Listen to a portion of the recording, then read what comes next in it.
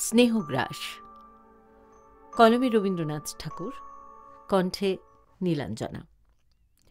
অন্ধ মোহবন্ধ তব দাও মুক্ত করি, রেখো না বসায় দ্বারে জাগ্রত প্রহরী।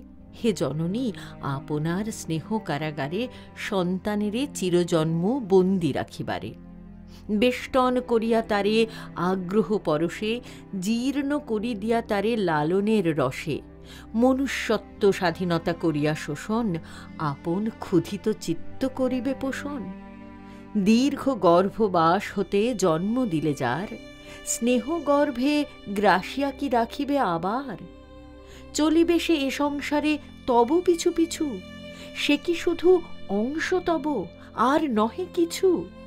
নিজের সে, বিশ্বের সে, বিশ্বদেবতার সন্তান নহে গো মাতো, সম্পত্তি তোমার।